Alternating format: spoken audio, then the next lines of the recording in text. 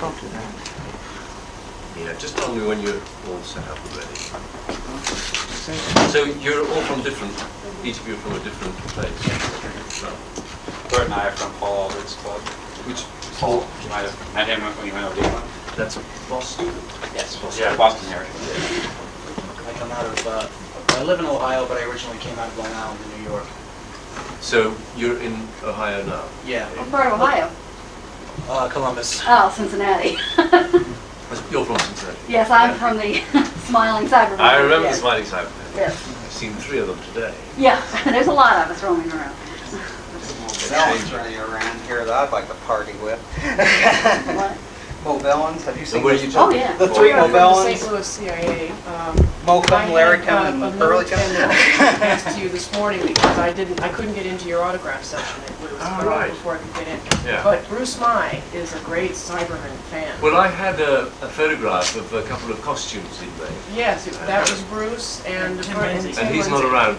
is No, he couldn't make it up, so he set us to do the interview in his stead. Oh, right. He said he really would love to get a picture with you, with them in their cyber suits sometime, when you get together at a convention. He'd love Well, to do that. yes, somebody mentioned about going to the convention there in spring, next spring. Oh, So Yeah. with Debbie, coming So I may- to our convention. maybe then. Oh, Mark's already talked to you then. Yes, he has. Yeah. Okay, good. Yeah. Where are you from? I'm from Columbus, Indiana. Indiana. I'm with the Hoosier Network, the Indiana Doctor. I know. Who's your network? Yes. Is that Mark Gasper as well? Yeah. I remember. And you, sir? Where are you from? I'm from New Jersey, but I'm here for a club called Serendipity in Oklahoma. We're a Doctor Who, Blake 7, and Star Trek group. Yeah. New Jersey. That's where they made the making of the Silver Nemesis. Yeah. thing, isn't it? Yes. New Jersey Network. NJN. New Jersey Network. They came over. They were very good. Stayed with us for our rehearsals, filming and so on. Yeah. And I'm with the Motor City TARDIS, Detroit, Michigan. so that's reasonably close, isn't it? Yeah, about 5 hours. Drive. Yeah, reasonably close. Close enough. But in America, that's close. I'm from Knights of White Guardian, Western Massachusetts. Where's that? That's like where Springfield. It's like the western part of their state, where Boston is. Yeah, the other side of the state. Right. So you've come from all over, like the convention then, just Yeah. people from all over. Just to see you. Or at least see you outside of the park. Right. Yeah. How So old are you, sir? What? How old are you, sir? How old am I? Yeah, you. How long have you played the cyber? I haven't. People keep saying things like, of course you'll know about Tomb of the Cybermen because you were in it, weren't you? But Tomb of the Cybermen was made in 1966. Yeah. And I don't go back that far. I remember just about. I remember seeing it, but no. It's a pity because it doesn't exist anymore. It would be nice to have vivid memories. Oh yeah. I do remember the Cyberman scuttling out. You know, there's a last shot, which if you listen to the audio tape, obviously you can't pick up on because you can't see it. It was silent. Yeah. Well, I think they can. So how do you want to go about it? Do you want to just ask questions and we'll just chat like that? Keep it Free informal. fall. I mean, let's I face think it. so. It's Yes, not I don't think we can make it very formal. I didn't bring my tie. Hey, none of us look too social. No. And so you'll forgive me if I put my feet on the table from time to time. No problem. So where should we start? What kind of things do you want to know? How did you become involved in the fandom aspect of Doctor Who? That was in 1985, I think. There was a guy who contributed to the book, to the Cyberman book, called Adrian Wrigglesworth, and he was a fan of long standing. And I was doing some filming in a place near where he lived, and he just happened to be doing some extra work. And he came up and just asked the people who were doing the filming, who they were, what they'd done, and so on. And it was the first time I was recognised, 1985. I'd been doing it since 1981, Earthshock, and we'd just done 5 Doctors, and in fact Attack as well. Attack was done in 1984. And for the first time somebody came up to me and said, may I ask you your name? I said, yes, David Banks. They said, you're the Cyber Leader, aren't you? And so I found that pretty impressive, that people should bother to look at the names at the end, especially of the mask. Hasn't the Cyber Leader been killed several times and he keeps coming back and it's still you? I mean, doesn't he keep getting destroyed? Yes. There's a different Cyber Leader, but it's the Slightly same different, Cyber yes. Leader. I tried to New tackle that Cyber problem Leader. in the book. You know, I've written a book called Cybermen. It came out in 1988, and I tried to tackle that. I thought it was an interesting problem because obviously the Cyber Leader did get terminally injured at the end of each program, and in the case of the 5 Doctors, he got terminally wiped out 3 times, or twice at least, and he came back the 3rd time. Did you know that about 5 Doctors? There are 3 different patrols of Cybermen, and each patrol has a Cyber Leader, and twice the Cyber Leader is killed. And he comes back near the end. I only saw him once get killed. Huh? I only saw him once get killed on the chessboard. Yeah, yeah. Well, if you remember the robot, the Raston robot warrior, Right. Yeah. well, he gets killed in there. I mean, that's the one where the milk comes out. You know, he spews, Oh, that was him. spews out his guts. That's the Cyber Leader as well. Yeah. And the last time, he's with his Cyber Lieutenant. They're all packing cyber bombs around the TARDIS. Do you remember, to get rid of the thing? That I remember. And what they did was to overcrank it so that we sound, or undercrank it, so that we sound a bit higher like this. So I go, is everything ready? Yes, Master. It sounds like that. Excellent, I say. So we're in that 3 times. So it was an interesting problem as to why the Cyber Leader, how the Cyber Leader could come back looking very similar in the last 4 that we've done. I put it down to the fact that the hardware is buildable.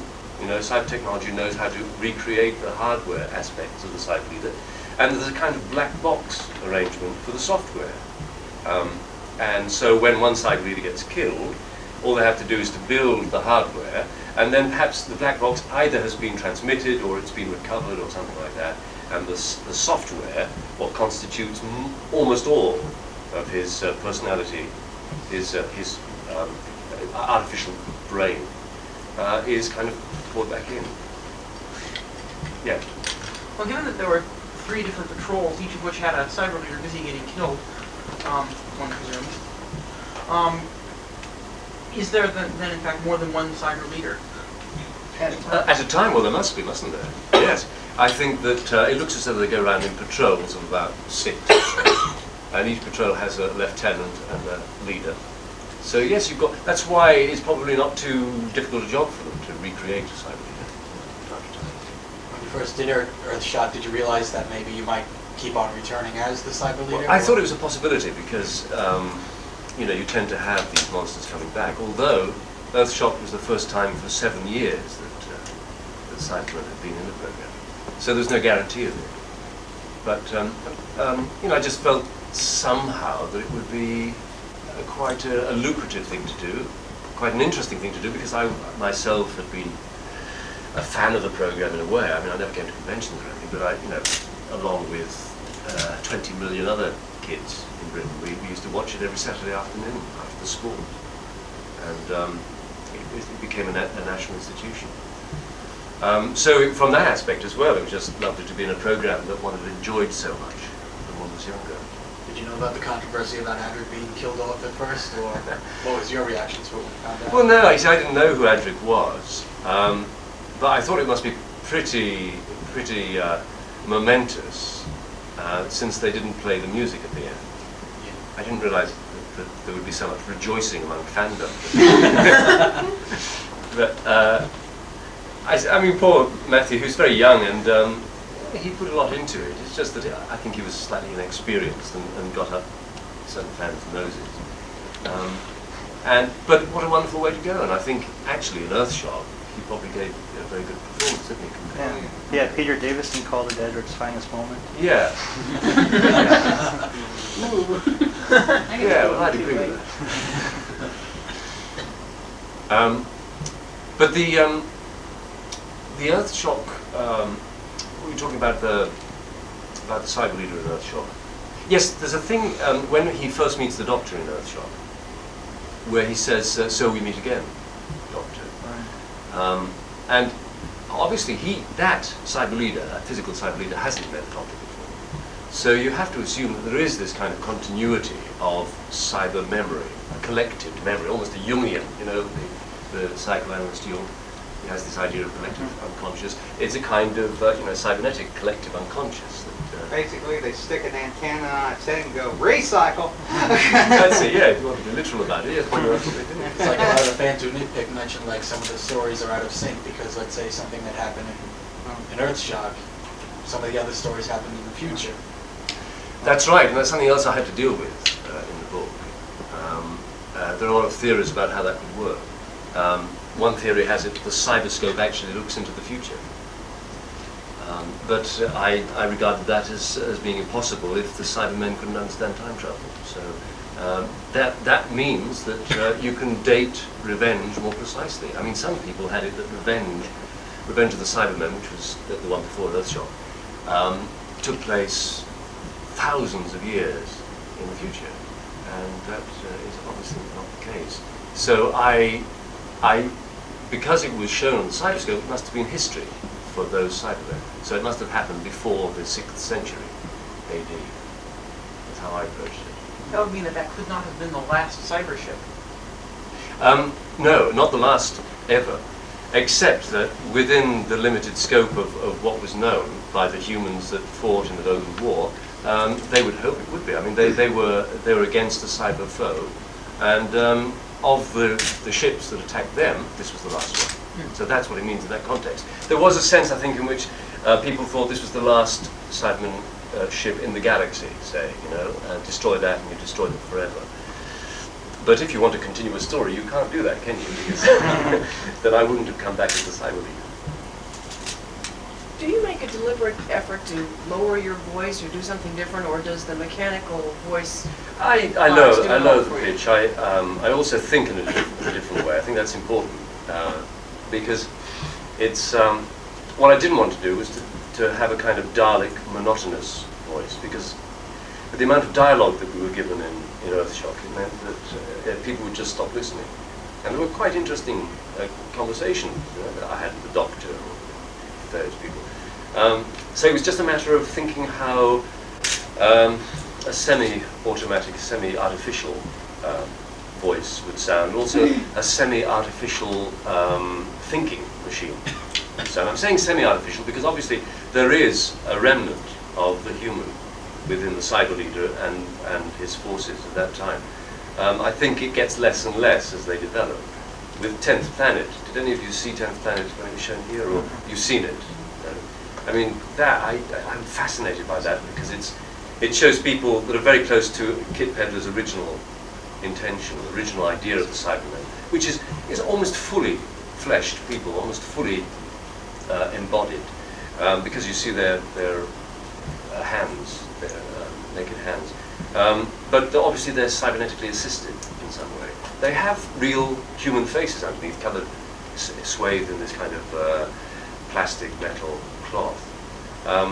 So they're much closer to human than, say, the Cybermen in Earthshock. But even in Earthshock, there's something which is, say, parts of the brain, which are things which are phenomenally complex and that can't really be reproduced easily.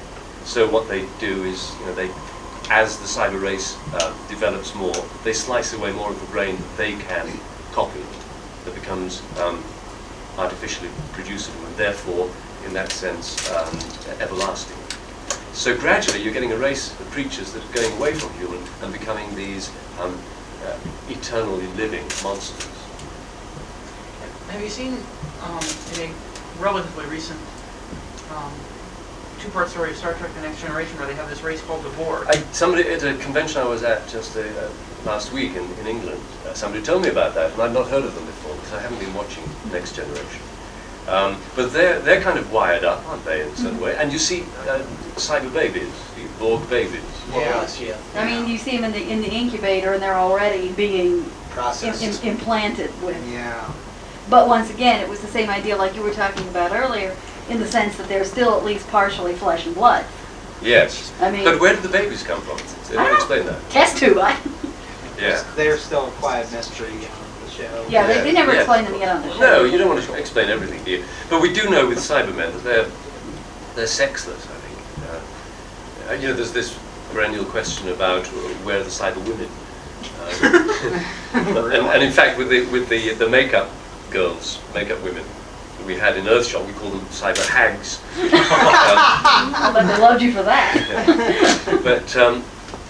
But I think actually the serious answer to it, if you're thinking about it, is that in fact the Cybermen are both men and women. I mean, they're originally both men and women. Because again, going back to 10th Planet, you get the Cyberman in that, who is quite reasonably going up to people and say, look, obviously you want to come with us to Mondas because this planet is going to be destroyed. All we do is, he didn't actually say this, but they imply that we'll take your heart and lungs out and give you substitutes, and we'll assist your arms and legs and so on, have to remove a leg, take out some brain, and we'll be able to live happily on Mondas. And you know, there wasn't any sense of evil, it was just this purely the kind of thing that had to be done because it was the logical imperative. That's the phrase I use in the book, logical imperative. And hi, somebody wanted to come in. I think he's bringing you a fresh pitcher of water. Careful, like.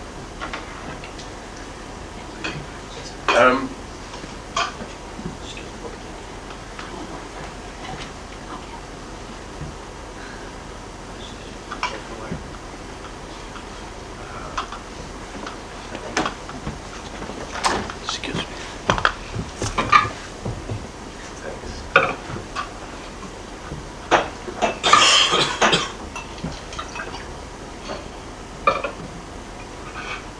So, where were we? 10th Planet, what were we talking about? The logical imperative. Yeah, so they wanted to take, they would ask it, the main Cyberman started asking questions like age, name, in order to classify them and take them away to be cyberized. But he, had no compunction about whether he asked a man or a woman. He asked Holly as well as asking Dyson, for example. So, there's the evidence that you take the basic human resource, which is the human, whether it's male or female, and then change it into this sexless thing called the Cyberman, generic term, Cyberman. I'm not too familiar with the 10th Planet, but didn't they have names, the Cybermen? No. People think that they did because in the script they had names, and in the novelization that Jerry did, they had names. But I draw the line at what you can see when you're watching a video. That was purely when I was writing the book. You have to draw lines somewhere because there's so much extra that's been added. And I reckon that if you took the hook that I hung it on was the idea of these things being transmitted perhaps across the galaxy, somebody picking them up sometime in the future, a historian, and trying to make sense of them as a story. Which is what we try and do, I suppose. If you're trying to find out about the Cybermen, you've got to do it only by what you see on the screen. And on the screen, the Cybermen don't call each other by their names. I suppose they know each other too well. Yeah. By that argument, then, is your own book also apocryphal? Yes. Everything in my book is everything that Hegelia writes in the history section in Archive is speculative. So that seemed to me necessary because once you lay down the law, you get yourself into all kinds of tangles, especially if somebody, as they did, if somebody comes up and writes another story. Because when I wrote it, Silver Nemesis hadn't been written. So you couldn't say categorically that there was a certain history attached to the Cybermen. You could only say, according to these facts that we have, I have this hypothesis and I believe it's borne out in this following way. But I was interested, I call it pseudo-history, because history and many branches of science progress in that way. We have a certain theory which we fit facts into, and then somebody comes along, like say Darwin, and sees the facts in a different way. The same facts, he's discovered another fragment of, and he says that the previous idea, a kind of a whole image, a picture of the way we see the world, doesn't fit. It doesn't fit if we look at the world in that way. We have to look at the world in a different way. And so I tried the Cyberman. It all sounds very heavy, does it? But I think it's important really there's a whole rich history that we're given in Doctor Who. 27, 28 years. And you can make a lot of that. Yeah. How did you get involved in writing the books and chronicling everything about the Cybermen? Well, it's this guy, Adrian Rigglesford, that I was talking about. When I met him, to continue that story, when I met him at that filming, doing that film, he said, you know, why haven't you been at any of the conventions? And I said, well, I just hadn't, I didn't know about them really. I knew that people went. In fact, Colin had come back from Chicago, Chicago, in '84 when we did Attack, and he said, he was asked who was going to be the Cyber Leader of Attack, and he said David Banks, and they clapped, you see. And he was saying, look, why aren't you going out there? Because they know about you. So I was interested to do that, but you've got to wait until somebody comes along and asks you.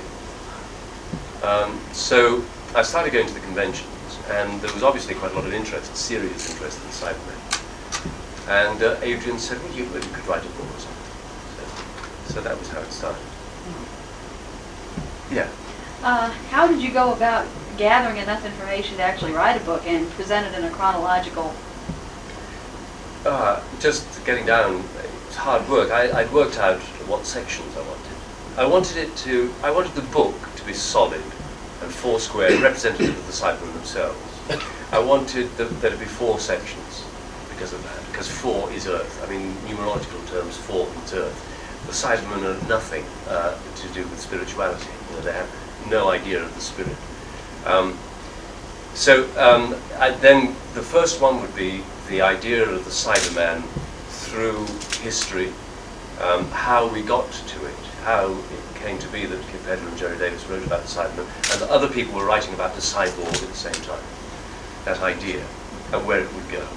And the second was going to be this archive, which would be just taking the history and really sorting out, if you could, where the Cybermen came from and which program came in what order. Then the third one was going to be a program which was considering all the backstage stuff, you know, where when we wore moon boots, when we didn't, how we got shot and all that, which a lot of fans really interested in.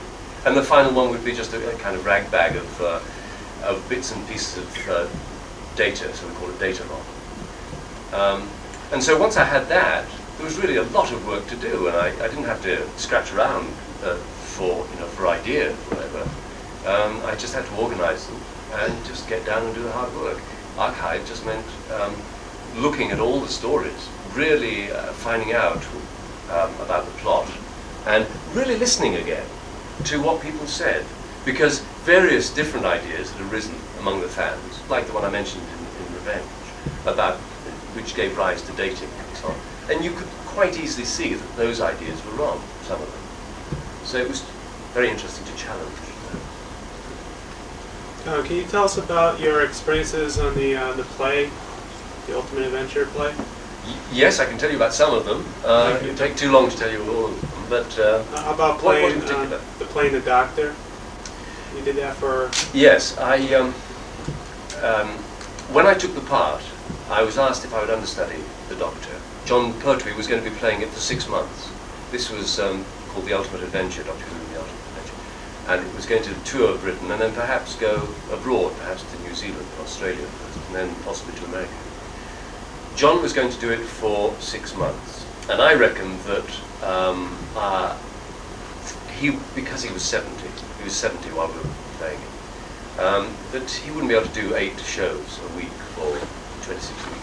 That I would sometime get a chance to play the Doctor, and I thought that was a chance you couldn't turn down. So I decided to do that. I was playing a major part opposite John, but I thought, well, you know, I can work on that, and I can also work on the Doctor. But part of my condition for doing it was that it would be a totally different Doctor. It wouldn't be me coming on with a John Pertwee wig and coat and so on. It would be a totally thought-through Doctor, so that for my own sake it was important to be the case. And so, and also that I would get to rehearse it properly, and that we would have a proper run-through with me as the Doctors. So we did all that, and we went for 3, 4, 5 weeks into the tour, and John was just fantastic and, you know, very strong, and just the seasoned pro coming out in it. And I thought, well, it's no good. I spent all that time, you know, working out how to be the Doctor, and I'm never going to get the opportunity. And then suddenly, it was in Birmingham, in a very large theatre, a matinee. There were 2,500, 3,000 people in the theatre. And he came on for the first scene, for his first scene, walked out of the TARDIS, was greeted by what was meant to be Mrs. Thatcher, our Prime Minister at the time, who was being called the Iron Lady. I don't know if it's anything to do with being a Cyberman. And he didn't say anything. He'd got into one of those things that happens sometimes, that you're on stage and you just blank out completely, you don't know where you are. It's dry, we call it a dry, but it's a classic dry. And Mrs. Thatcher tried to continue with the scene and kept prompting him and so on, but he just didn't say anything at all. He just sat and looked at her. They managed to get off stage, and they came on for the next scene, and he started to say something, and it just didn't go anywhere. He turned to the audience and said, "Ladies and gentlemen, I'm sorry, but I'm not feeling too well. You'll have to excuse me." And he walked off stage. And at that time, I was standing in the wings watching all this. All of us were watching because we knew that something dreadful was happening, also very exciting because it's live theatre. Standing there in I must explain that Carl, the baddie, is dressed in a black string vest, a leather-studded jockstrap, and very little else. He had big black eyes and slicked down black hair. He was just, playing evil incarnate, really. And the stage manager came out to me and said, "You're going to have to go on." So I thought, this is wonderful. I got the opportunity, but I did wonder what had happened to John. I don't think he'd be all right. So I quickly got into my costume. That was another condition that I had. I had my own costume. It means something totally different to John. And I put that on. We got all ready to go up, and I was just stopped before we started. I was just stopped by the stage manager, who pointed out I still had my black rings around my eyes, so I had to take those off. And I went on. Of course, it helps that the audience had seen John falter. So when the first scene opens, the Doctor is first seen walking out of the TARDIS. When I walked out of the TARDIS, everybody knew that I was taking over the part. They were actually seeing history in the making, and it was really exciting. There's this huge burst of applause and everything. It was really a moment to savour. And then I went on and played the thing, and it worked out quite well. The difficult part came in the second performance of the day, because that was a matinee. When people who came had bought tickets, had been looking forward to seeing John for several months, and then they saw this notice in the front saying John Pertwee will not be available. David Banks will be playing it. Who? And then it was announced as everybody was sitting down, and there's this great silence when my name was announced, and everybody, I suppose, was really pissed off that John wasn't pissed off. That's an English phrase, I think, is it? Really pissed. Is that what you say here? Really pissed? It's used here. Yeah. Oh, right. Really. That. We got it on TV. Right. Okay. It's on tape. That's fine. That John wasn't playing. And so when I walked on, it was really a cold atmosphere, and they had to warm up. But by the end, it was standing ovation time. It was really, they'd really gone along with it. And Terence Dix, the writer, he came round backstage. He was really pleased because it showed that he had written not just a vehicle for John, but a play that really worked, I think. So it was first happened around. Yeah.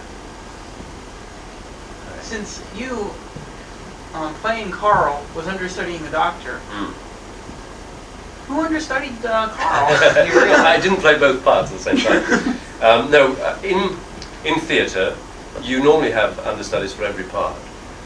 Quite often, if it's a big part, like the Doctor, or Carl, or there are about 3 or 4 parts that are principal parts, and you've got to have people who have the experience to be able to handle those parts. So what happens is that you have a kind of step-up regime, whereby people who are playing principals sometimes understudy the more major principal parts, and then people, say in the chorus, if you call it that, step in to play those parts that they vacated. So everybody kind of steps up one. So who played? I can't remember actually who played Carl, but it was somebody who was playing the American ambassador at the time, which was a smaller part. And then, of course, someone else had to take the ambassador's part. That's right. That's right. If you lost 2 people in a row, you could have an entire vacancy there. Yeah, this man's thinking on his feet. Does that ever happen? No, well, what happens is that you just, when you get to the chorus level, you know, you've got, say, a crowd of 6 people playing aliens or whatever, and so nobody notices it if there's only 5 people there. So that's the level you get down to. It's all very clever. Yeah. Would you have any interest in writing any more books? Because the Cyberman book is very well written, and I was just wondering if you had any previous experience in writing. Well, I've always been interested in writing. Writing the Cyberman book was an opportunity for getting something published straight away. It was commissioned, and you know, I knew that it would be published, which is very good. Yes, I'm talking with Peter Darnell Evans, the editor of the new novels, the new series of novels, and it's. I mean, obviously, both of us know that it would be very good to have a book about Cybermen, a novel about Cybermen written by the Cyber Leader and following on from the Cyberman book. It's just a question of fitting it in to the novel series. We did have a window that would have been publishing next December, but things didn't work out. I'm talking too much, aren't I? You're doing just fine. Time to Everybody. Good time, guys. While we're breaking, when we're 5 minutes till close, I'm going to go like this, so that you all know. Okay? Thanks, Barbara. We've got quite a heavy schedule on today.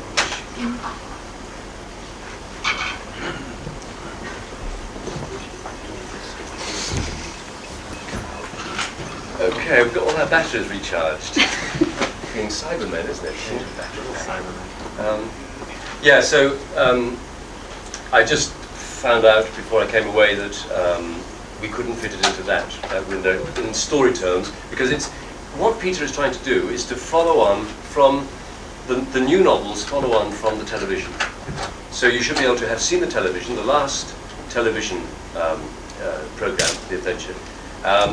You see, and then the first novel, Genesis, will follow on from that. You probably all know that. So, but that means that you know, it's got each novel has got to follow on from the previous one.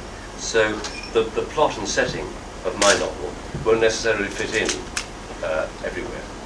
He's got to do a very difficult juggling act. So it looks now like it may be autumn '93 before that novel would come out. But it's everything but written. I mean, the whole synopsis, detailed synopsis, is there. It's been approved. You know, it's in my head. I'm dying to write it, but I've just got to give them a go ahead. And I tell you, it's going to be really interesting because all the themes that I touched on and thought about in the book, well, not all of them, but some of them I've been able to kind of physicalize and bring out in story terms. And so what you would get is a kind of going back to the original Cybermen, taking them from 10th Planet and from the invasion and slightly on. It's set in 2006. Well, I'm sure you're doing things other than Doctor Who and writing Cybermen, yeah. Right? Well, would you like to tell us a little bit? Well, at the moment I'm in a soap. British soap is very different from American soap as far as I can gather. British soap is much more like drama, the kind of drama that you see from Britain, but it just carries on, you know, it's a continuing drama. Rather than, I mean, we think that it was an enormous upheaval to do 3 episodes a week rather than 2 episodes a week. And up until 1 or 2 years ago, all our soaps were just 2 episodes a week. Here, I believe it's normal to have 5 episodes a week. I mean, that is incredible. I can't. How they do it, I can't tell you. No. And I think, I mean, obviously there is a trade-off with quality and with, you know, the kind of programming. You're right, you can't get writers to write high-quality stuff if there's that kind of turnover. And I think that actually there's probably been a slight loss with going from 2 to 3. Obviously there has to be. Certainly people work harder. You get more people working on it. But I've just been involved in this soap, which is called Brookside, for the past since June. And I think my tenure will be coming to an end, probably in January or February. It's a very interesting part. I played the part of a friendly lawyer. This is what I came in to do, friendly lawyer. You're a bad guy. And yes, it turned out they lied to me, and in fact I turned out to be somebody who's really weird. And, typecast again. But actually, at the moment, I've just had a break. I went back 2 weeks ago to film, and up to that time, I'd been having a break because I was in prison. I'd been taken away, accused of murder. When I come back, I shall be on trial for my life.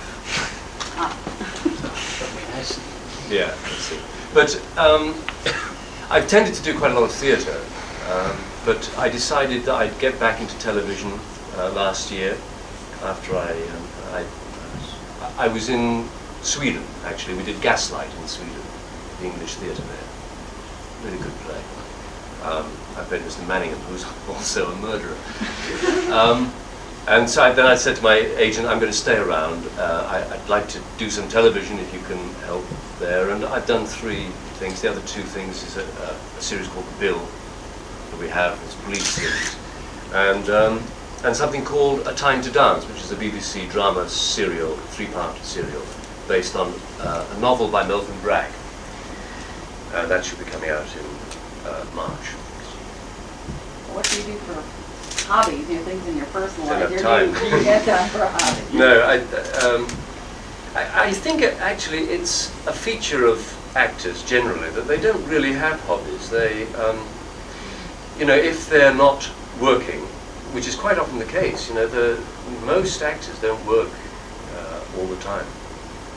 And I think quite a lot of them keep prepared. You know, they go to less classes, voice classes or text classes, or they give them, perhaps. They have to, you know, or they work in a, you know, as a waiter or something like that. You know, they've got to get the money coming in. But I read a lot. I like writing. I'm very interested in ideas, philosophy. I do something called Tai Chi, which is a kind of dance. But I don't regard those as hobbies. They're more kind of related interests to the things that I do. Acting, Tai Chi is essential to my acting. The books that I read about hard science or philosophical thought is connected with what I write. So it's all interconnected, like the universe. Do you enjoy coming to conventions? You said for a while you didn't know that they were going on. And now that you're involved in them, are you enjoying coming to them and being a guest? I find that they are quite tiring. And especially ones like this, which are so well organized that they make sure you get where you're meant to be. You know, because I've got this person over here who drags me from place to place. So I can't say, "Oh, I'm sorry, Gus, I didn't know." So you know, especially this kind of convention, you're just working all the time, and it's not possible to go to conventions because you're working from time to time. I put a limit on it in England, in Britain. We, you know, about 4 a year, which I try to keep it down to. Because you'd just be away all the time. You'd go to conventions, you know, almost at least every month, if not every week. You could be going all over the country, and you can't really keep that up. I get the feeling also that you know, the stories must have been heard. People are talking along with you. You know, they're mouthing along with you the story that they know so well. So, and I feel I'm boring people if I tell the same story again and again.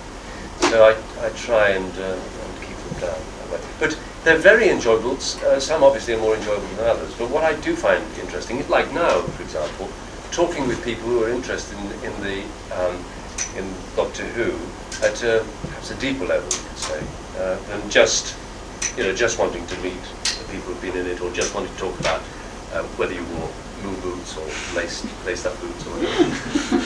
There are some very interesting ideas underneath it, and it's to do with science fiction in general, I think. It's a forum for discussing ideas which are vital to our present culture. Do you happen to have like a certain affinity for science fiction? Do you happen to like it, or? Yes, I do. When I was younger, I read a lot of science fiction. I stopped reading science fiction, say, late teens or early 20s. But my interest remained. And I've kind of come back to it, I suppose, during the 80s, to some extent. I don't read a lot of science fiction, but I'm interested in the fiction that stems from the science fact of the day, you know, the kind of the projecting what will happen to us, or imagining the scenario of a certain, you know, certain product which changes our lives completely, that kind of thing. Has there been a certain book or novel, let's say, if they made into a movie that you would like to take part in, or? I'd just like to be in a movie, please. Yeah. Let me see. Nothing springs to mind immediately. No. Alien. Alien obviously is an interesting thing. I burnt my hand recently in a fire. The bed was on fire, and I wasn't in it. And you know, there was nothing to do. There was no friction being caused by me in the bed. It was just an open fire, and a twig came from the fire and started lit up the valance and the duvet, and the duvet caught me on my head. But what I was mentioning was that this alien thing. What you find, I think, in works like that is something so true, something in our psyche which can be represented in stories like that. And in Alien, it's the thing of thinking that the danger is over, thinking that we're out of trouble and we're safe at last, we're home. And this is what happened. You know, I pulled the duvet off, I got burned, but we pulled the sheets off and we got the fire out. And although there's smoke in the air and we were shocked, we thought it's over. You know, we won't do that again. You know, we've been through such a lot, and I'll just check under the bed just to see if everything's all right. I looked under the bed, and there was this raging fire. And the underside of the bed, the Hessian had caught fire, and the wood had caught fire. You couldn't see anything on top. And we found out that the mattress was just burning through inside. What a bed warmer. What a bed warmer. Yes. Yeah. We had an electric blanket, but who needs that? Yeah, really. So, you know, I turned the bed over, and it took quite a long time to get the fire out. But it's precisely that. That's why Alien is such an effective film, because you have the moment where you think the danger is over. And then, I mean, the viewer knows at the end of Alien 1 that something is in there with her. And it's, I think, you know, to have that played out is a very therapeutic thing. You know, we can actually see that, because then she goes on and fights it again, and it's all right. We need to have that constant reassurance that the nasty things that are always just around the corner can be defeated, including the Cybermen. We'll get it again when Aliens 3 comes out. Yeah. Yeah. I know that I personally find the Cybermen much more interesting and indeed frightening than, for instance, the Daleks. Do you find that a common reaction? Yes, I don't know if they're just telling me that because I prefer the Cybermen, but I think I've never been really very fond of the Daleks because it just seems so improbable, really, I suppose. And it's not as rich. The myth of the Cybermen is such a rich myth, and it's connected, created by a man, Kip Pedler, who was very interested, when it was unfashionable, very interested in environmental things, in ecology and in the way we were treating the planet. And he took very seriously the James Lovelock ideas of Gaia. So, in fact, he wrote a book called Quest for Gaia in the late 70s. And you can see the Cybermen, I didn't really go into it in the book, but you can see the Cybermen as telling out of that myth as well, that if we actually depend on our own powers, our own technology, and deny what is living in our planet, then we end up with this kind of monstrous aridity, dryness. There's nothing there. They're hollow at their center, the Cybermen. And also the very interesting thing, which I'd like to explore in the novel too, is that I touched on it in the essay, the concept in the Cyberbook. Why is it that the Cybermen can't time travel? And I think it's something to do with the fact that that time travel must depend on some extraordinarily illogical basis. It must, in the same way that we can't yet understand how our brains work to produce mind. there are people now beginning to think that it's something to do with the extremes of molecular structure. So that when you get to such a small thing, you know, with particle physics, you can't explain how the real world works in terms of such small things. You've got to start talking about things which you can't imagine, like a particle being split up into two, and yet each of them seeming to know exactly where the other is and what state it's in, those kind of things.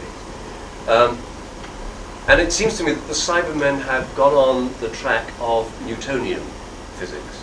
It's a Newtonian science, it's nuts and bolts, and therefore they'll never be able to understand. Somehow we've got to intertwine with our physical understanding of the universe a kind of spiritual, what we regarded as a spirituality. There's a kind of interconnectedness. Imagination. Yes, imagination is something that the Cybermen can't really deal with, is it? And that's what the Doctor You don't have to be has. crazy to time travel, but it helps. That's it, yeah. Yeah, the Doctor's a living example of it. Yeah, that's the kind of thing I mean. The unpredictability.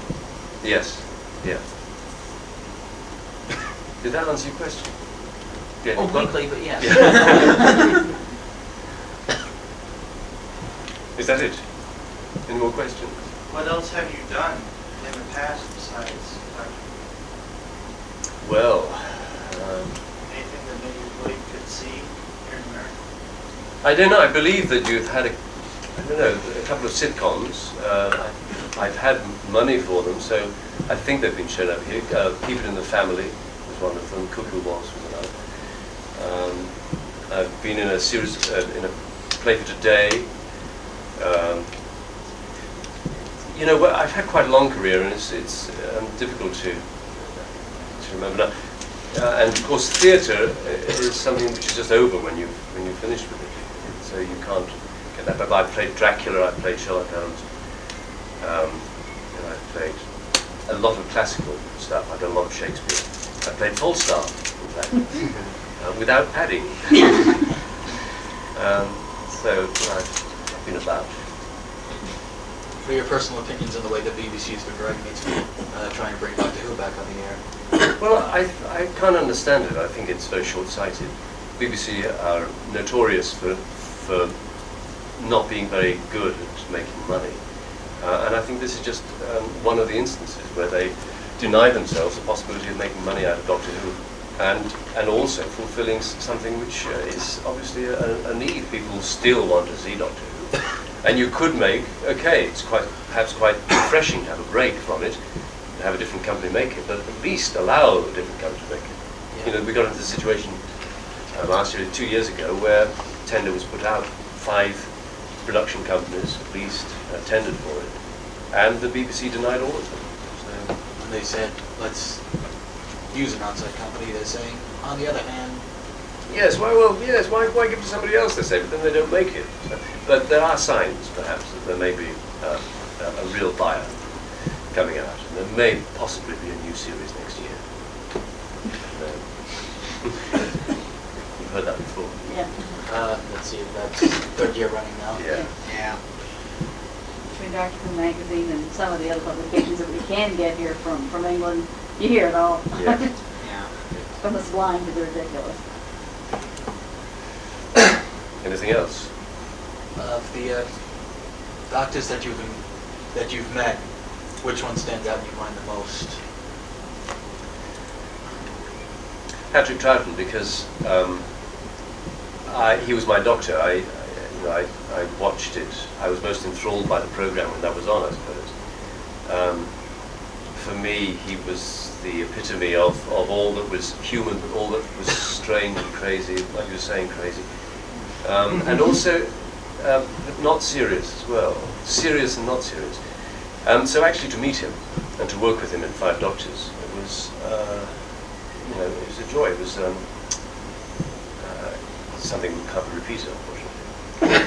But you can't really. All the Doctors have their different facets, and they come out very well. You know, you see a Doctor on screen, you know really what he's like in real life as well, especially Sylvester. It's been a great privilege, really. I suppose. I think I may be the only actor, or the actor to have worked with the most doctors. I've worked with all the living doctors except for Tom. It's actually the first time I've met him. And I've worked with Patrick. And I worked with the guy who took over the original Doctor, Richard Herndl, in 5 Doctors.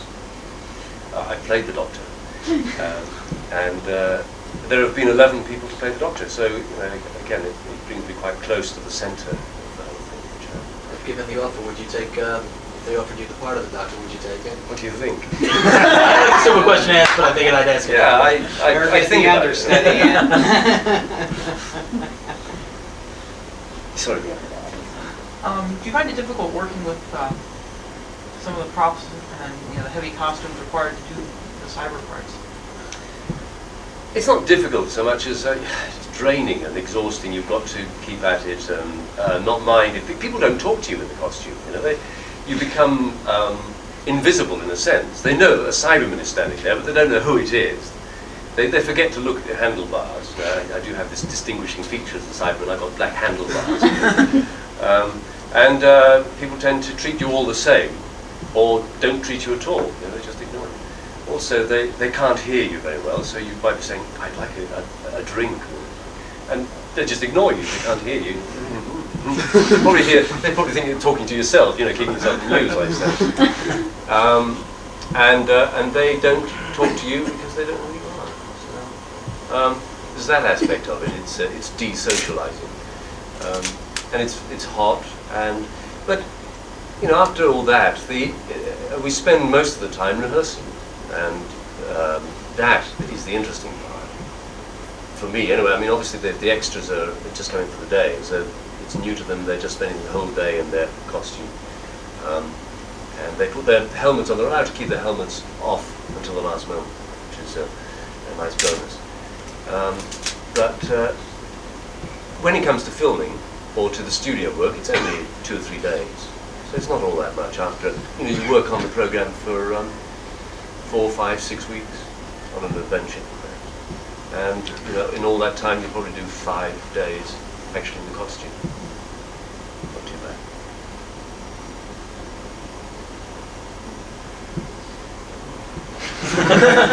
Sleepy time. Out of all the stories you've worked on, cyber stories, is there a particular script that captured the essence of what you think cyber mythology should be? Yes, the Earthshock script was excellent, if I may say so. Because Eric Sayward, who was the writer, really knew what he was talking about. He'd done his research. He was resurrecting the Cyberman story. It hadn't been seen for 7 years, so he had to tell people. He couldn't rely on the people watching knowing who the Cybermen were, and he did it in a very clever way, I think, to introduce the idea of the cyberscope and to see various doctors meeting Cybermen, those clips in the show. It's a very good way of doing it. And he also,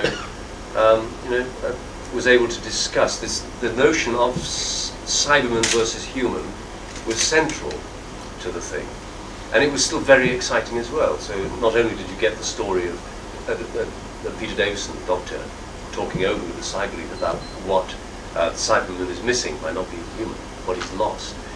You also get the very fast-cutting, twice as many scenes as in a normal adventure, and a very good, strong, exciting story with good actors in it, I think. So I think it's classic Doctor Who. So people felt it was like an instant classic once it came on the air. Yeah, yes, Yeah. I think, that's what the film was. And they didn't telegraph that the Cybermen were in it. I mean, it was a No, complete surprise. that's it. Well, it was meant to be a surprise. You thought it was going to be a story about dinosaurs, didn't you? Yeah, and then all of a sudden, boink, and you're going, oh my god. Yeah, and they look very different too, didn't Yeah, and then 3 just rip-roaring episodes following that. It was great. Well, they're going to release it on video. I signed the contract for that, but there was a bit of difficulty with that and Attack because of Eric Sayward's involvement. There was some thing he wanted to sort out, so it was delayed. But it will be out, I think, next year. Yeah. Your work on the audio tapes and the books and everything, have you ever thought of doing something on video, like taking some of the episodes that are not complete and maybe, releasing them officially with different, No, introductions? no. The copyright difficulties are enormous with that. It was difficult enough with the Cyberbook, but at least we had the license to use the Doctor Who myth, what had been introduced by the program, and to use the Cybermen. And I was just playing about with that. The difficulty when you get into the actual programs is that every actor, if you're using voices, every writer that's introduced a character, all those people you've got to get permission from and pay and so on. So it ceases, unless you're the BBC, it ceases to be viable. There was a video production company came to me with a very good idea, I thought, of making a kind of video version of the history of the Cybermen, asking me to write a scenario. I suggested that it could be a kind of a training film for Cybermen, and this was a briefing on their history. And it would be not the entire history of the Cybermen, but it would just be telling them about this possible obstacle that they might find in the future, this meddlesome creature called Doctor, who keeps turning up and stopping them, destroying them. And then you could use, in video form, you could bring together all the videos that would never be brought out because they're incomplete. You could bring out quite substantial sections of those, and tie them together in that way. But again, the BBC either thought, oh, that's a good idea, we'll do it, and then shelved it, or they thought, no, perhaps they'll turn up, the other pieces will turn up and we'll put them out properly someday. They turned down the idea. Would such a thing prevent them from putting out in its entirety if it showed up? I mean, they're inscrutable. You can't really delve into them. It's illogical, We're dealing with particle physics here when you're talking about BBC. It's something you can't understand. Trying to unravel their logic gives you migraine headaches. That's right. The Cybermen would be lost. I think the BBC should be set against the Cybermen. We'd find them impossibly illogical. Well, I was reading someplace, and I was sitting here trying to think of the source, but some of the incomplete ones were being released on videotape separately. It was through BBC, but I don't know where, how, when. Yeah. I read it, but I don't. They're coming out in America next year. Yeah. Oh, well, A few episodes. A few of them. Well, I don't know which ones. They didn't specify, but I think the 10th Planet was. Yeah, they did specify. I think the 10th Planet was one of them. Really. They may do what they did for Shada, or what fans did for Shada. Have you seen that? Or a kind of recreation of Shada? But no, apparently this is something that's being done with the BBC's blessings. Yes. Oh, yeah. But they may have decided that, fans can do that. Then we can reconstruct, the fourth, I suppose. I don't know. It's possible that the audio version remains of the last part. They're doing the audio one of the Cybermen. Oh, Tomb of the Cybermen. So, yeah. in fact, there are definite plans for bringing out Tomb of the Cybermen as an audio tape by the BBC. But there's every reason why they should, because that works very well. But as I said, I read that. I was sitting here. I guess I'm too tired to think right now. But I was trying to think where I read it, and I can't remember.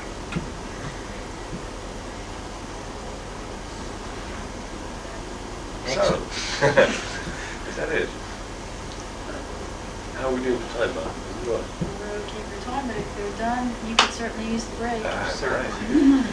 Yeah, well, if there are no more questions, thanks a lot. It's been a very far-reaching discussion. Thank you very much. Bye. Thank you, sir.